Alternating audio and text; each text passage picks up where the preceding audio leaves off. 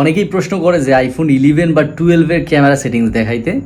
IPhone 11 দিয়ে আজকে আমরা মূলত একটু ক্যামেরা সেটিংস দেখবো, কারণ আপনি যদি আইফোন 15, 16 বা 17 এর ক্যামেরা সেটিংস দেখেন ওইখানে কিছু এক্সট্রা জিনিস আছে, বাট আগের যে মডেলগুলো আছে এগুলাতে সেটিংস কিছু কম আছে।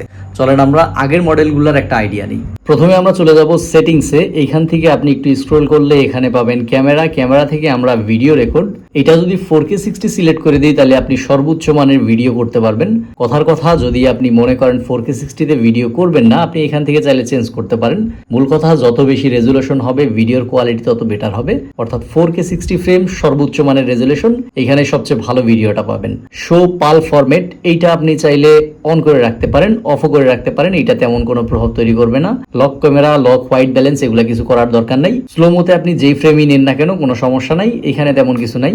রেকর্ড সাউন্ড, এইটা আপনি খেয়াল রাখবেন যাতে করে এটা স্টেরিও করা থাকে, আর বাকি যা আছে এটা এরকমই থাকবে। ফরম্যাটের ক্ষেত্রে হাই এফিসিয়েন্সি অথবা মোস্ট কম্পেটেবল যেটাই আপনি সিলেক্ট করেন ভালো মানের ফটো ভিডিও পাবেন। এই নিয়ে আমাদের একটা আলাদা বড় ভিডিও আছে ইউটিউব চ্যানেলে, আপনি চাইলে ওইটা দেখতে পারেন। আমি হাই এফিসিয়েন্সি রেখে দিলাম। Use volume up for brush, এইটা আপনি অন রাখতে পারেন। এটা যদি অন রাখি এবং আমরা যদি ক্যামেরার ভিতরে ঢুকি তাহলে এই যে আপ বাটনটা আছে ভলিউম, এটা চাপ দিলে আমাদের ব্রাশ মোডে ছবি উঠবে। এখন এটা ছবি উঠতেছে, আমরা এটা এইরকম রেখে দিলাম।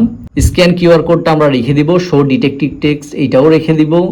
গ্রিড লেভেল আমি অনেক সময় অন রাখি, অনেক সময় রাখি না। মিরর ফ্রন্ট ক্যামেরাটা অবশ্যই অন রাখবেন। গ্রিড লেভেল আপনি অন রাখতেও পারেন, নাও রাখতে পারেন, সমস্যা নাই। এরপরে আছে ইন্ডিকেটর। আমি গ্রিড লেভেলটা আপাতত বন্ধ করে দিচ্ছি। ইন্ডিকেটরের ক্ষেত্রে আপনি দেখেন ফ্ল্যাশ এবং লাইভ ফটোটা আপনি অন রাখেন, এটা কাজে লাগে।